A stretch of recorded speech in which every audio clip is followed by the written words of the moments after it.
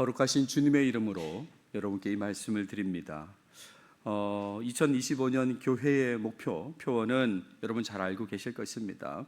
성령 안에서 선교를 위해 다시 뛰는 교회입니다. 성령 안에서 선교를 위해서 다시 뛴다. 그래서 사도행전 1장 8절 말씀에 따라서 올해는 온 교회가 선교를 위해 힘쓰기를 소망합니다. 이 소망 속에서 표어를 정했습니다. 네, 그런 모습으로 하나님께 영광을 돌리고 하나님의 영광이 가득한 그런 교회가 되길 기대한다, 이런 말이죠. 선교에 대한 막연한 관심 또는 느낌만으로의 관심, 생각만으로의 관심이 아니라 말씀에 따라 구체적으로 순종하면서 선교에 힘쓰는 것을 지향하고자 합니다. 그래서 송구영신 예배, 그리고 지난 금요일 선교 기도회에 이어서 신년 주일 예배인 오늘까지 이 사도행전 1장 8절의 말씀으로 메시지를 전하고 있습니다. 가능하시면 앞선 메시지도 다 이렇게 보고 들으시면 좋겠습니다. 우리 교회 유튜브 채널에 이렇게 선교와 성령의 메시지, 송구영신 예배 메시지입니다. 그리고 선교와 증인 메시지, 선교 기도의 메시지가 유튜브 채널에 있으니까 혹시 놓치신 분들은 같이 들으시면 좋겠습니다. 오늘은 선교와 지역이란 제목으로 말씀을 드리고 있는데요, 신앙인들에게 매우 익숙하게 알려진 말씀인 이 사도행전 1장 8절을 잘 이해하고 그리고 그 말씀의 의도에 맞게 제대로 선교하기 위해서 시리즈로 지금 전하고 있습니다. 특별히 개인의 선교 활동 그리고 파송 선교사를 통한 선교 활동이 활발해지기를 기대하면서 말씀을 이어가고자 합니다. 성령이 임하시면 권능을 받고 그래서 예수님의 증인이 될 것이라는 내용이 전체적인 내용인데, 그 가운데 가장 먼저 강조했던 것은 성령의 임재, 인도하심이었습니다. 성령의 임재, 인도하심을 강조했어요. 왜 그런가 하면 선교를 위한 출발점으로 매우 중요하기 때문에 그렇죠. 이 말씀의 가장 핵심, 시작 출발점이 바로 성령의 임재이기 때문에 이걸 강조했습니다. 성령의 임재가 있을 때에 권능을 받게 되고 증인의 삶을 살게 되기 때문에 성령의 임재를 강조했어요. 그런 다음에 강조한 것은 예수님의 증인으로 사는 삶이었습니다. 결국에는 이 말씀의 결론은 증인이 되는 거지 않습니까? 그러니까 이 증인을 강조했어요. 예수님에 대해 경험한 것을 증거해야 된다는 말씀을 드렸습니다. 우리는 예수님의 변호인이 아닙니다. 예수님을 대리하는 사람이 아니라 예수님의 증인이라고 강조해서 말씀을 드렸어요. 그러니까 내가 경험한 것을 증거해야 된다, 이런 말이죠. 내가 예수님을 통해서 경험한 그 행복, 기쁨, 변화된 모습, 이런 것을 있는 그대로 증거하는 삶을 살아야 된다, 이런 말씀을 드렸습니다. 그리고 오늘은 예수님의 증인으로서 그러면 어디서 증거해야 되는지 지역에 대해서 한번 생각해 보고자 합니다. 사도행전 1장 8절에 등장하는 지역명들의 의미를 좀 이해하면서 예수님의 증인으로서 선교 활동을 펼쳐야 할 곳을 확인하고자 합니다. 그래서 예수님께서 원하시는 선교 활동을 수행함으로써 하나님께 영광 돌리는 그런 목양교회가 되길 원합니다. 본문을 보시면 계속 반복했던 사도행전 1장 8절의 문장 흐름도를 한번 보시죠. 매우 단순한 내용입니다. 너희가가 주어죠. 동사는 권능을 받을 것이다, 그리고 내 증인이 될 것이다 라는 거예요. 너희가, 주어 너희가, 그리고 동사는 권능을 받을 것이다, 그리고 내 증인이 될 것이다 라고 했어요. 꾸며주는 말들이 있는데, 권능을 받을 때 성령이 너에게 임하시면 권능을 받을 거라고 그랬습니다. 또 증인이 될 거라고 그랬는데 예루살렘과 온 유대와 사마리아와 땅끝까지 이르러 증인이 될 것이다 라고 했어요. 이게 전체 내용입니다. 이 가운데 모든 내용의 출발은 성령이라고 했지 않습니까? 성령이 임하시면 권능을 받고 증인이 된다고 그랬으니까 성령을 강조해서 말씀을 드렸어요. 그리고 이 말씀의 결론은 증인이 될 것이라고 한 그 부분이니까 증인에 대한 말씀을 드렸습니다. 그리고 오늘은 어디서 증인으로 살아야 되나, 이 지역 부분을 강조하고자 한다, 이런 말이에요.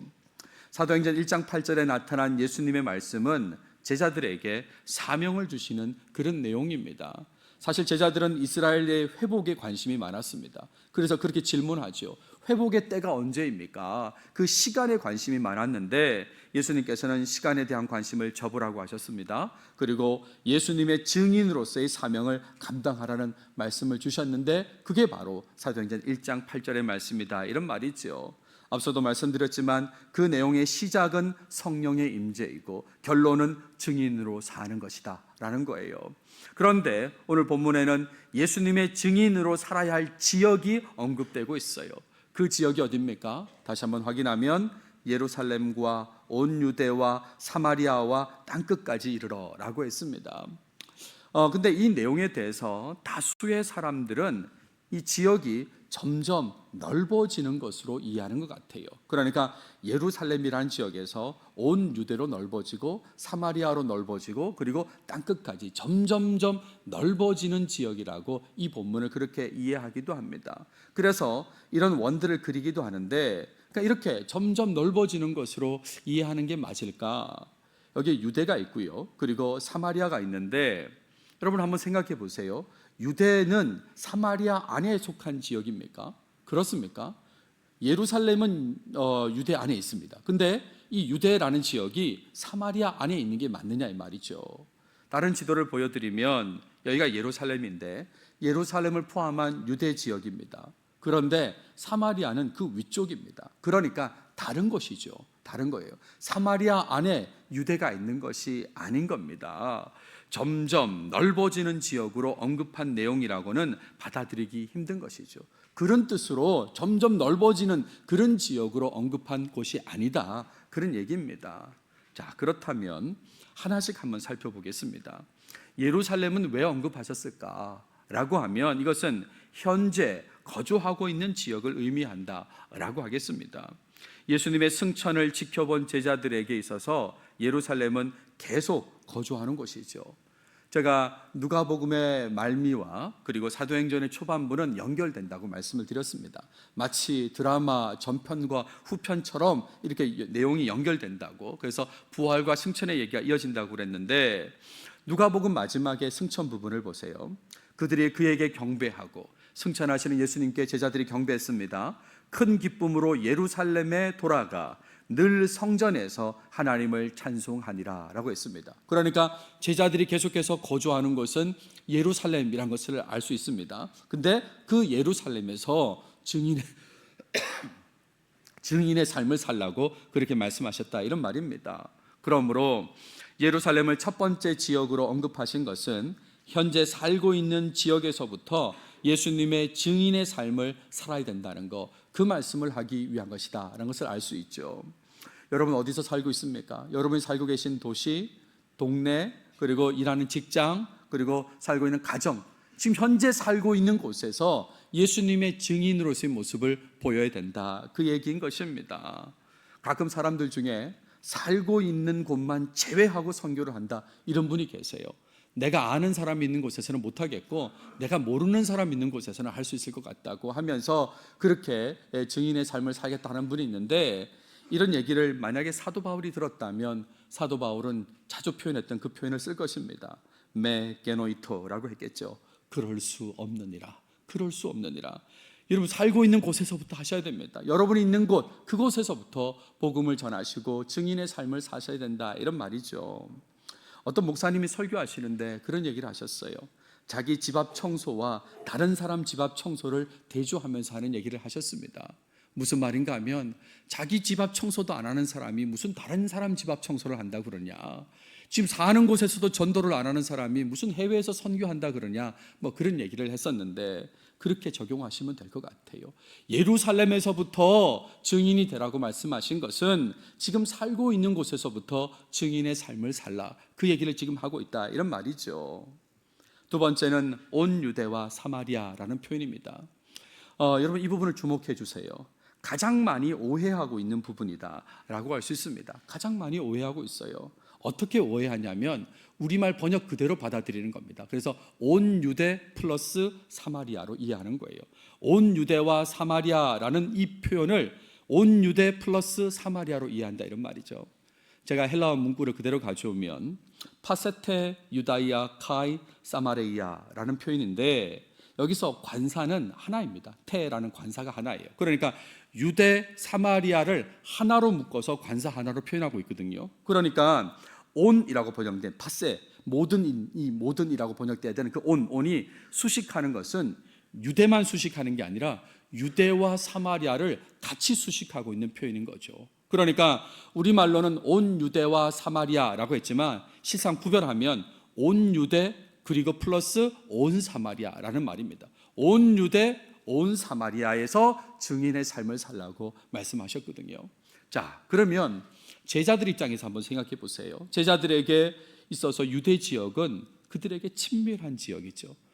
유대 사람으로서 예루살렘을 포함한 유대 지역은 다 친밀한 지역이지 않습니까? 그런데 사마리아는 어떻습니까? 사마리아 지역은 그들이 꺼려하는 지역이란 거 잘 아실 것입니다. 그렇죠? 이것은 성경 곳곳에 나와 있는 내용이고 예수님께서 요한복음에서 수가성에 간 그 이야기를 볼 때 분명히 알 수 있습니다. 사마리아 여자가 이르되 당신은 유대인으로서 어찌하여 사마리아 여자인 나에게 물을 달라 하나이까 하니 이는 유대인이 사마리아인과 상종하지 아니함이로라 라고 그렇게 되어 있지 않습니까? 이 상종이라는 말로 번역된 단어가 숭크라오마인데요. 이 단어는 그냥 교제라고 번역할 수도 있을 거예요. 유대인이 사마리아인과 교제하지 않아요.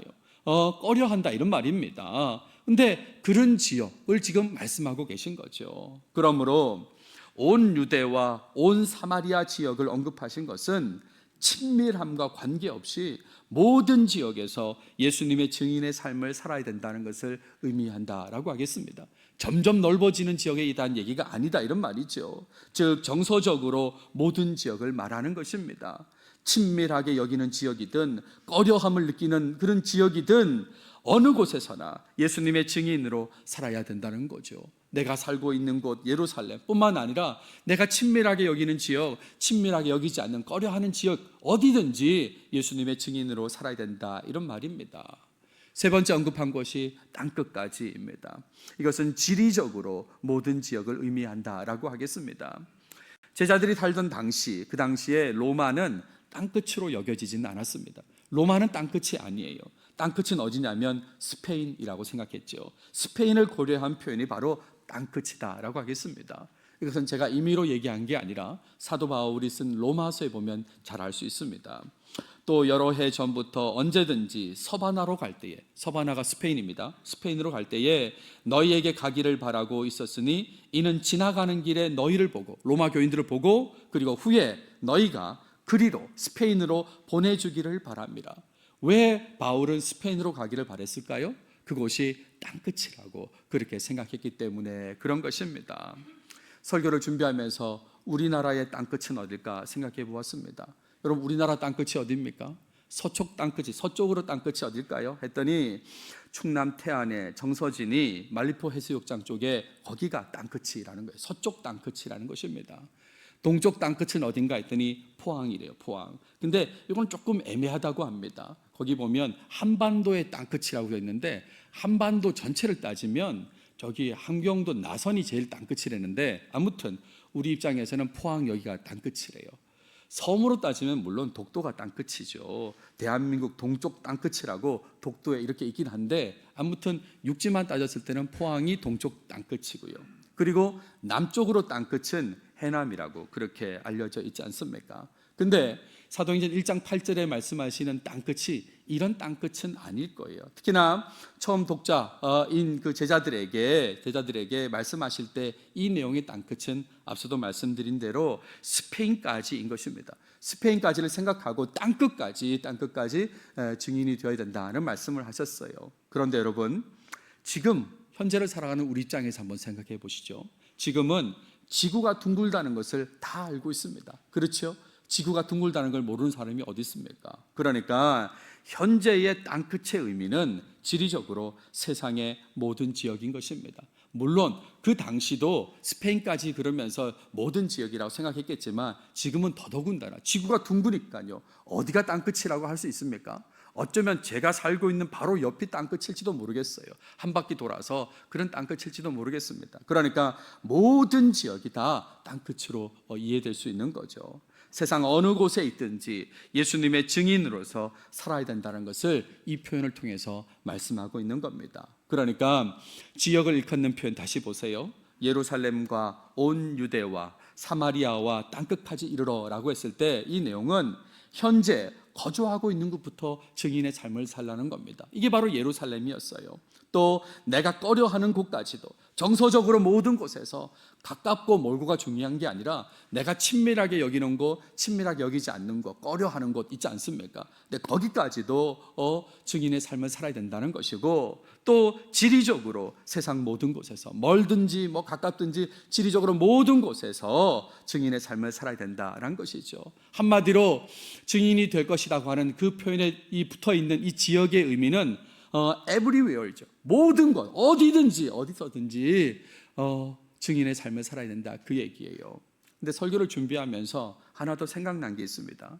예수님께서 이 1세기가 아니라 지금 21세기를 사셨다면, 그렇다면 어떻게 표현했을까?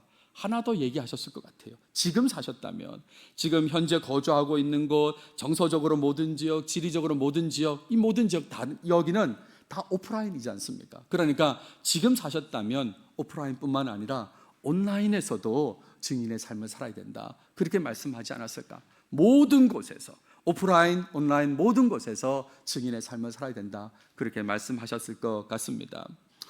나중에 한번 여러분 사도행전을 읽어보세요. 그러면 사도행전은 실제로 이후의 내용 속에서 예루살렘과 온 유대와 사마리아와 땅끝까지 이르러 증인의 삶을 사는 것을 계속해서 보여주고 있습니다. 우리 지금 1장 8절을 봤지 않습니까? 1장 8절 이후의 내용을 한번 보세요. 그러면 2장부터 7장까지는 예루살렘과 관련된 내용이 나와요. 8장부터 12장까지는 유대, 온 사마리아 이야기가 등장하게 됩니다. 그리고 13장부터 끝까지는 땅끝까지의 내용, 바울의 1차, 2차, 3차 전도행 이야기가 등장하게 되는 거죠. 그러니까 1장 8절에 예수님께서 하신 말씀 그대로가 지금 뒤의 내용 속에서 이어지고 있다라고 할 수 있는 것입니다. 자, 이런 내용으로 적용점으로 말씀드리고 싶은 것은 선교에 집중하고자 하는 2025년입니다. 이 해에 어느 곳에 있든지 예수님의 증인으로서 살아가시는 여러분들이 되시길 바랍니다. 더 이상 선교가 교회 표로만 그렇게 남아있게서는 곤란한 것이죠. 선교 그러면 그냥 교회 표 아니야? 라고 그렇게 남아있으면 곤란하다, 이런 말입니다. 제가 2018년도에 목양교회 부임한 이후에 선교에 관한 표현은 세 번째라는 생각이 들었습니다. 2022년도에 선교사를 파송하면서 걸었던 표현은 무엇입니까? 하나님께서 만족하실 때까지 선교하는 교회이지 않습니까? 이사야 60장 1절 말씀을 기초로 했습니다. 일어나라 빛을 발하라. 기억나시죠? 쿠미오리라고 제가 그렇게 말씀을 드렸습니다. 일어나 빛을 발해야 된다고, 하나님께서 만족하실 때까지 선교해야 된다고 그랬어요. 그리고 다시 교회 비전을 선포하면서 우리 교회 이니셜, 첫 번째 이니셜 M을 강조하면서 올해 다시 표현을 정했습니다. 미셔널 처치잖아요. 성령 안에서 선교를 위해 다시 뛰는 교회라고 그렇게 표현을 정하고 사도행전 1장 8절 말씀을 강조하고 있습니다. 그런데 하나 더 생각이 났어요. 제가 2018년도에 8월에 왔는데, 그때 왔을 때 이미 2018년도 목양교회 표가 걸려 있었습니다. 그게 뭔지 기억나십니까?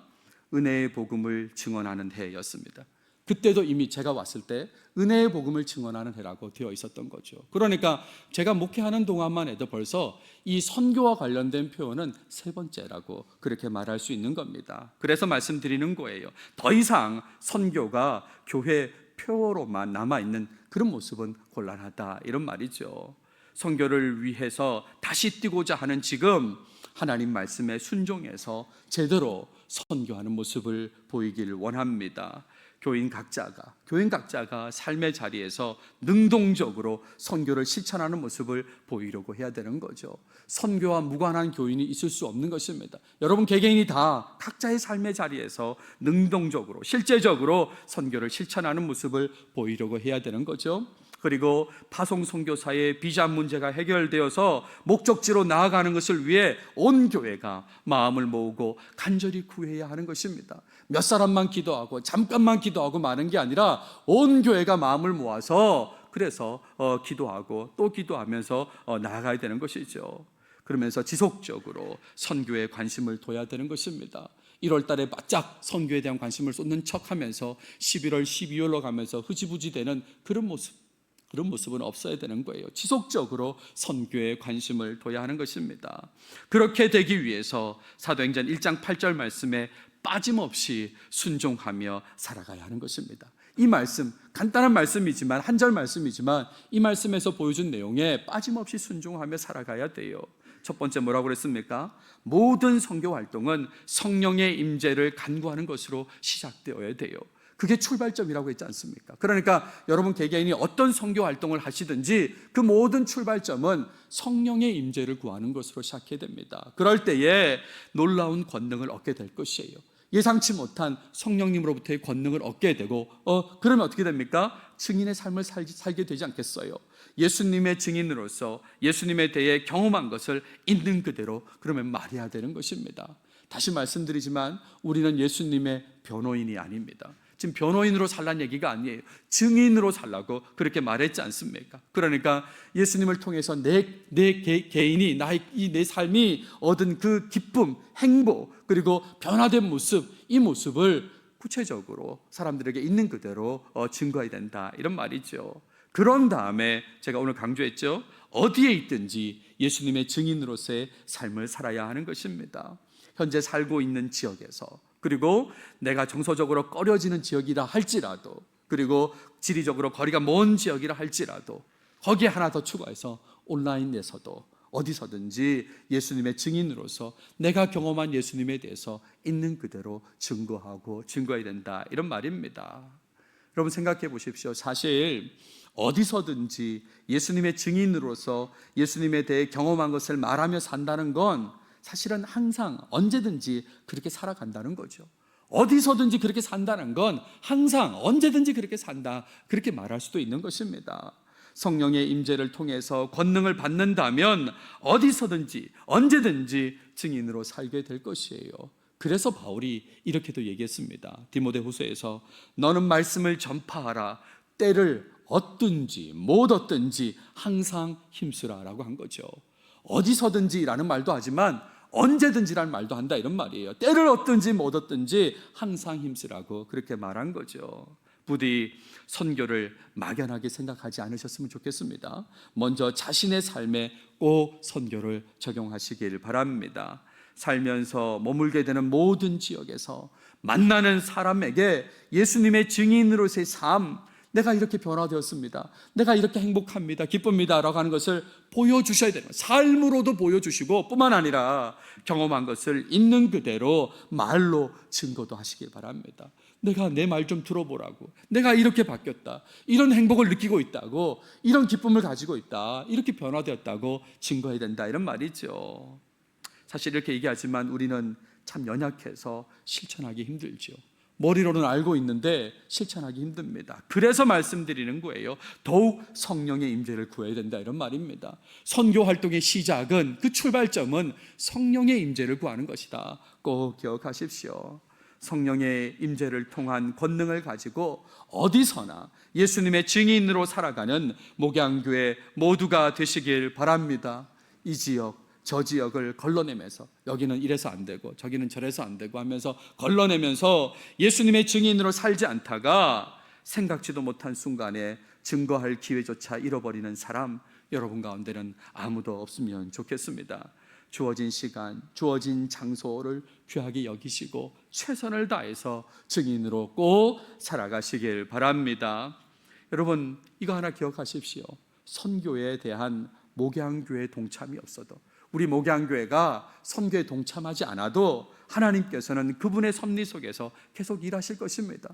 목양교회가 참여하지 않아도 하나님은 하나님의 뜻 속에서 선교의 그 큰 일을 행하실 거다 이런 말이죠. 목양교회가 표만 선교로 정하고 말씀에 순종하지 않고 제대로 선교에 동참하지 않는다면 그럼 어떻게 될까요? 하나님의 크신 선교 역사에 완전히 배제될 뿐인 것이죠. 그냥 배제될 뿐인 거지 하나님의 선교 역사가 멈추는 것은 아니다 이런 말입니다. 꼭 선교에 목양교회가 사용되길 원합니다. 정말 목양교회가 하나님의 그 크신 선교 역사에 사용되기를 원합니다. 그래서 선교에 동참함으로 하나님께 영광 돌리길 원합니다. 그래서 말씀드리는 거예요. 성령 안에서 선교를 위해서 다시 뛰자고요. 다시 뛰자고. 하나님의 선교 역사에 동참하면서 영광을 돌리자고. 그래서 이 표를 정하고 얘기하고 있다, 이런 말입니다. 말씀을 마무리하겠습니다. 2025년입니다. 2025년에는 목양교회 모든 식구들이 선교에 관심을 가지고 증인의 삶을 살아가시길 바랍니다. 그냥 한두 번 관심 가지는 정도가 아니라 지속적으로 관심을 가지고 개개인이 증인의 삶, 예수님을 증거하는 삶을 살아서 사시길 바랍니다. 다른 사람에 대한 얘기가 아닙니다. 나 자신부터 예수님의 증인으로서 예수님을 증거해야 되는 것이죠. 혹시나 이런 설교를 들으면서 나는 늦었다고 힘들다고 혹시 생각하십니까? 그럴수록 더욱 성령의 임재를 간구해서 권능을 얻으시길 바랍니다. 그래서 성령의 임재를 간구하라고 말씀드렸지 않습니까? 늦었다고 생각할수록, 힘들다고 생각할수록 더욱 성령의 임재를 구해서 권능을 얻으시고 증인의 삶을 살아야 되는 것이죠. 설교를 준비하면서 제가 몇 번을 설교하나 이런 생각을 해보았습니다. 담임 목사로서 한 해에 몇백 번을 설교하지 않겠습니까? 몇백 번을요. 근데 이렇게 몇백 번을 설교하는 사람도 처음 설교하는 순간이 있었을 거예요. 그렇죠? 처음 설교하는 순간. 제가 작년들을 대상으로 처음 설교했던 그 시간이 떠오르더라고요. 전도사 시절에 주일 저녁 예배였습니다. 설교를 하는데, 설교하러 예배에 이제 들어가려고 하는데 그 무게감, 그런 것들이 저를 눌러서 그 예배당 앞에 있는 조그만 방에 가서 기도하면서 울었던 기억이 납니다. 하나님, 내가 설교를 할 수 있겠습니까? 내가 이를 감당할 수 있겠습니까? 내가 감히 할 수 있겠습니까? 그러면서 하나님의 도우심을 구하는 거죠. 성령의 임재를 구했던 생각이 납니다. 여러분 힘드시다면, 이 증인의 삶을 사는 게 힘드시다면 성령의 도우심을 구하고 또 구하시길 바랍니다.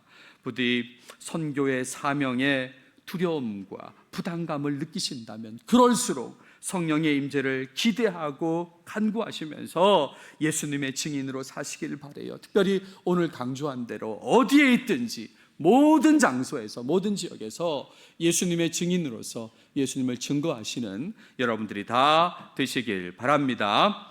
기도하겠습니다. 하나님 감사합니다.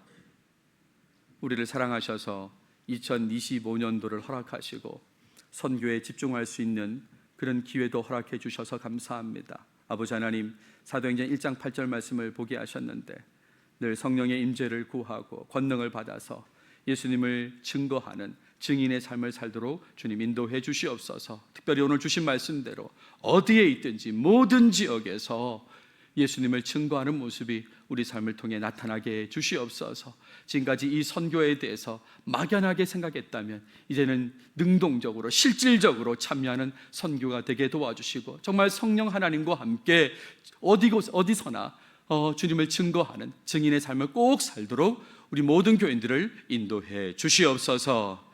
이 모든 말씀 예수님의 이름으로 기도드렸습니다. 아멘.